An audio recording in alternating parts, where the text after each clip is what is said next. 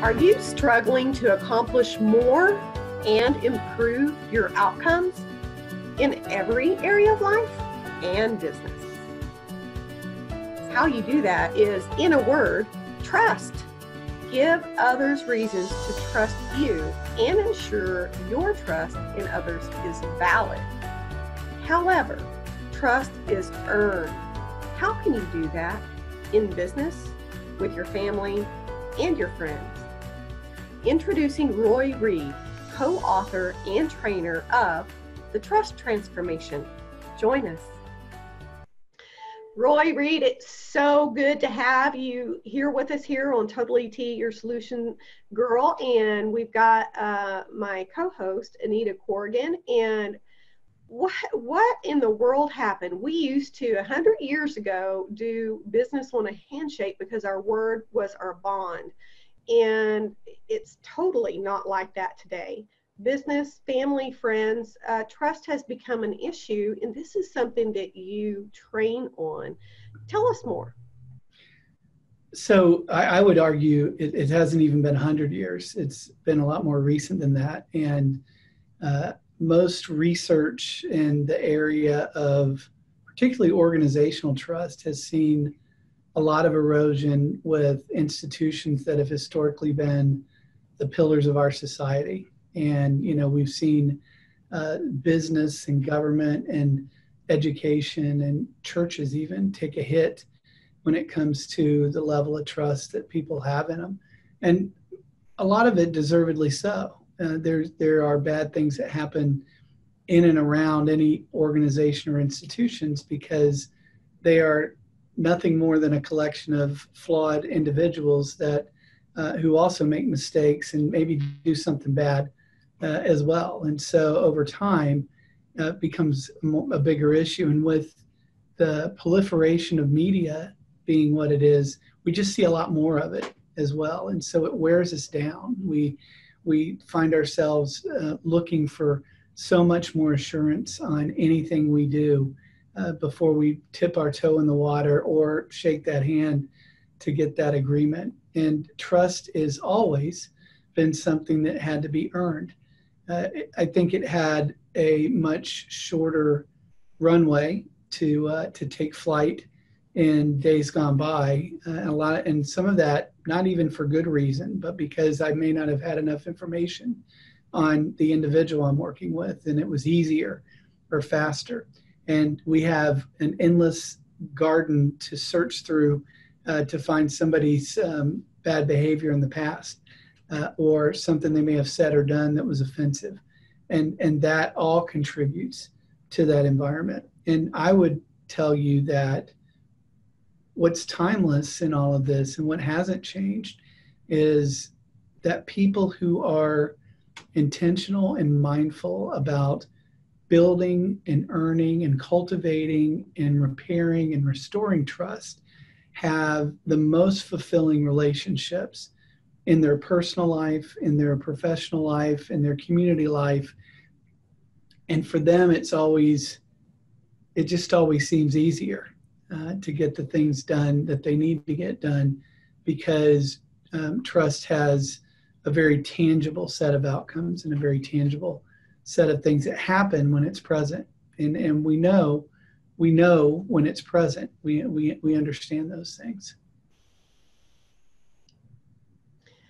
Yes. I'm just thinking about, as an employer, you have to trust that person's going to show up, right. that person is going to do their job. They're going to fulfill that role. But the employee has to trust that you're going to treat them well, provide right. them with the uniform, with the proper equipment, right. with the proper training. So that trust goes both ways. Right.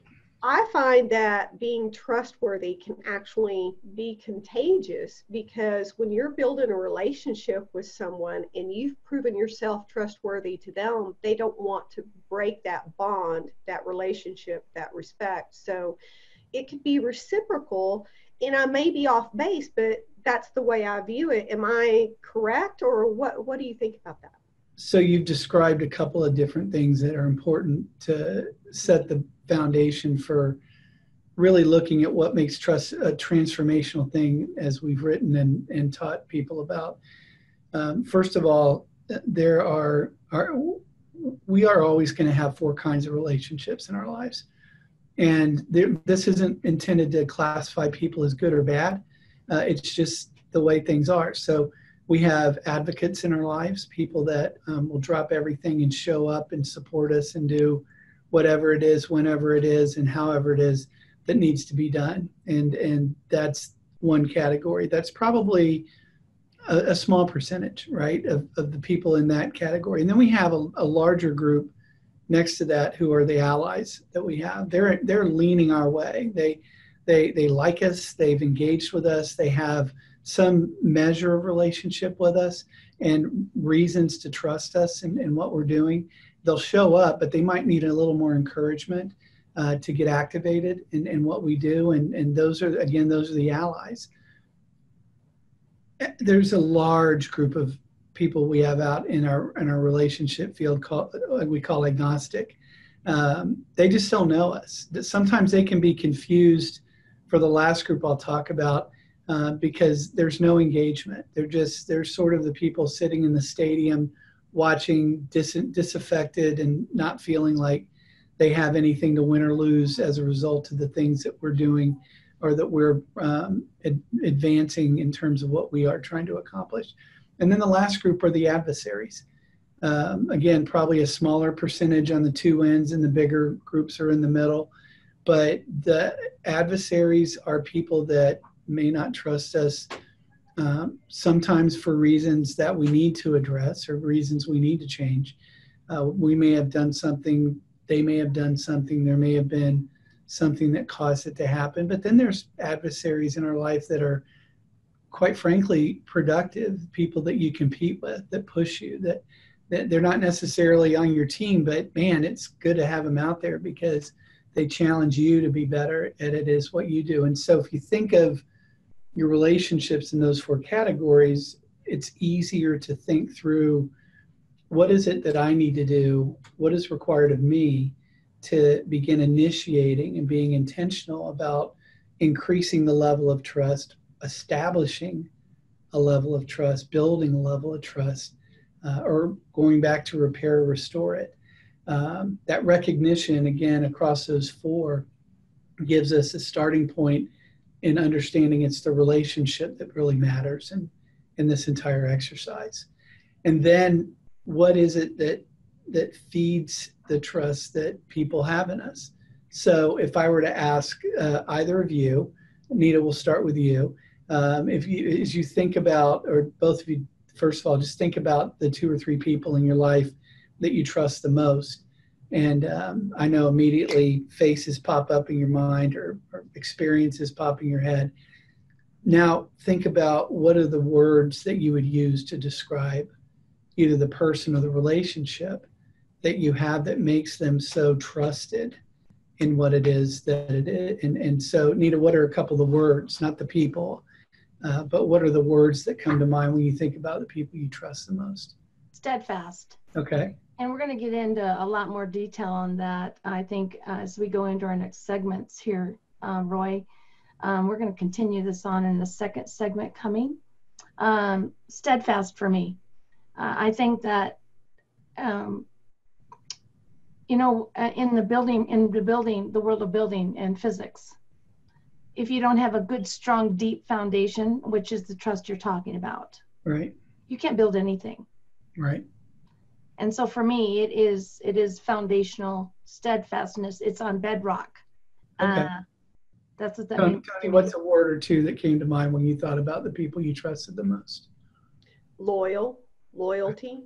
It's like, I know that they're always going to be there and they're always going to speak their mind. Honesty to a fault. I need to know, just tell me the truth. And that builds the trust. Anita is one of them. Good. So when we come back, I'm going to break into those responses that you've given me and share with everyone what is the model by which we want to define trust, so that as we move forward, we can benchmark against the attributes that are part of that. That sounds wonderful. So watch for part 2 and we'll delve deeper. Thank you so much for joining us. If you haven't watched all 3 parts, please go back and watch what you missed. And please feel free to reach out and contact Roy Reid. His contact information will be in the description box below. This has been TotallyT, your Solutions Girl, co-hosted by Anita Corrigan. Thank you, Roy.